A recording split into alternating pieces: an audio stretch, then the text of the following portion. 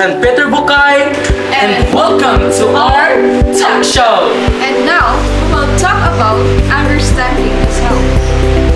Let's welcome our guest, a student who's taking up Bachelor of Science in Hospitality Management from Northeastern Mindanao State University.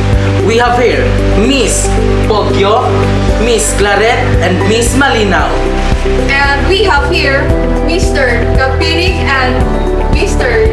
Surigao. So hi, how are you all? It's a pleasure to meet each of you here. We're doing great. Got business at school. You know, a lot of work coming through. And it's also a pleasure for us to be here in this town. Oh, stress, that's normal. So back to the topic. Understanding the self. Mr. Kapini, can you answer my question? How can you say understanding yourself, or do you even understand yourself? To be honest, Mr. Bukay, I still don't understand myself enough. I still have a lot to discover about myself. Okay, next question. What makes you better from others? As I see for myself, I am better from others, or let's just say I am unique as I am. Since I stay positive around, they might always act for or being funny, having jokes and conversation at any moment and time.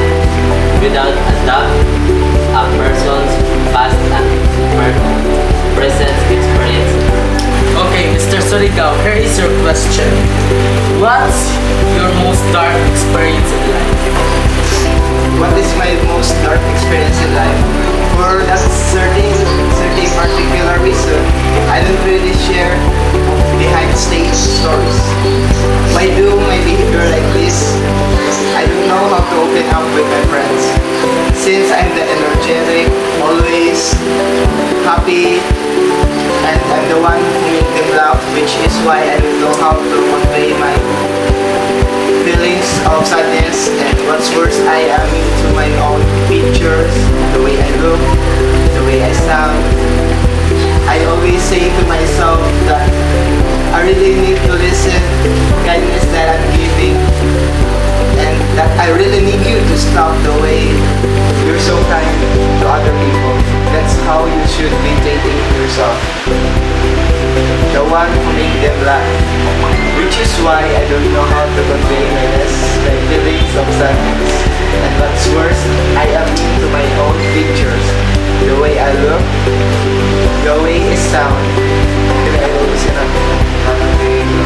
So let's move on to Miss Pugyo. What are the moments that you'll never forget? The moments that I'll never forget is that I'm growing and changing. Another one of the valuable things that I'll never forget is that people change, you change. I am not the same person when I was 10 years ago, 5 years ago, or even 1 year ago. Change is constantly, so I cannot possibly be the same person. Now, whether I'm changing from bad to worse or good to better is another story. Either way, I am not the same person. I am sure some people will never change. Well, they do change, maybe just not in the way that I had hoped for. The core personality of a person doesn't change unless they take the steps for transforming and effort to better themselves to grow positively. Because, as Hume David said, that people's understanding self is based on sense and experience. Okay, thank you, Miss Pugyo. So next is Miss Malinaw. So, who do you think the person you could live without? I couldn't imagine living without my parents for the reason life without parents is like a life without water. Surviving the world is near to impossible. I couldn't imagine without my parents. They are my everything. They are always support me, care about me. And the view of fact, Plato says, life examines life is not worth living.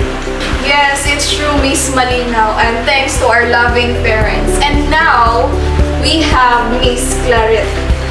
Okay, what does unconditional love look like for you? Well, unconditional love is known as affection without any limitation, or love without any conditions. According to Merleau-Ponty, mind and body cannot be separated. So, love without regret. Okay, thank you everyone for being here. I know you're busy with your studies, but you still managed to come here in this show. Good morning everyone, my name is Larry Bridaso and this is... Eliza Gwen Adelania, your co-host for today. So partner, last time we talked about understanding the self. Yeah, I saw the last episode already. And their answers are so very amazing. And relatable. And so, let us welcome our new batch of guests. They're from Northeastern Mindanao State University, taking up Bachelor of Science Hospitality Management. So let us welcome our guests. First, we have Miss Kivido, Miss Pulaon, and Miss Tercy.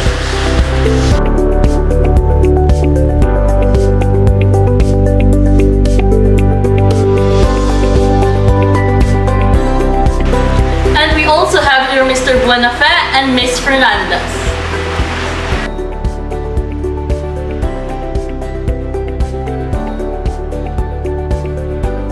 Hi, how are you all?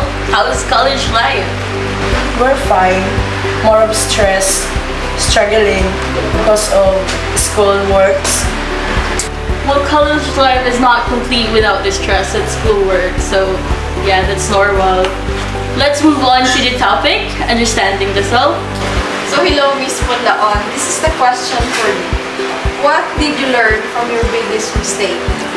My biggest mistake of my life is to be a bad person to others. Because being bad to other people is not a good thing. Being bad to others can bring to result of having an enemy, lost your friends and your loved ones in your life. We should not fight against other people and just choose to love. Because like our parents tell us that we should not fight, we should always choose to love and have peace in our land. Just like Augustine says, man is bifurcated nature. Okay, thank you, Miss Pulaon. What about you, Miss Kivido? What did you learn from your biggest mistake? So as for me, the biggest mistake in my life is that we show me always learn from our mistakes. I've met enough people who learn little from their own stupidity. We all know these people. In fact, we probably are these people. You know why? It's damn hard to learn from your mistakes. According to Socrates, problem oneself is questioning someone else. So, okay, thank you, Miss Kivido. Yes, I agree with your both answers. How about you, Miss Tercy?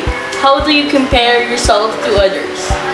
As myself, I am slightly educated, strict, and friendly than a friend of mine because our brain uses comparisons to figure out how we measure up to other people.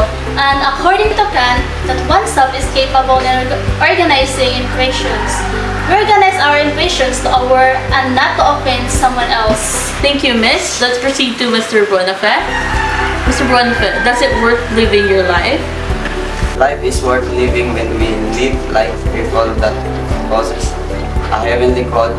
Living a true human life means that we mindfully keep hold of three vital spiritual elements: faith, repentance, and forgiveness. When we have this three, we have full joy, peace, and clear vision. Like Thomas Aquinas says, we are the living soul. Okay, we are the living soul of ourselves. Let's proceed to Miss Chavillita Fernandez. If you could offer advice to your teenage self, what would you say? If I have the chance to talk to my teenager self, I would like to say, love yourself the way you are. Because as Descartes say, human body is having a body and mind. Okay, thank you everyone. We enjoy having all of you here in this show. They may be having a hard time understanding yourself because their opinions and ideas are so deep, right? Yes, I agree with that, partner. Then so with that, let's end our show. We hope that you enjoy and learn something in our show. And again, I am Dyrene Vidaso. And I am Eliza Gran Aidalanya, your host for this talk show. Have a safe night.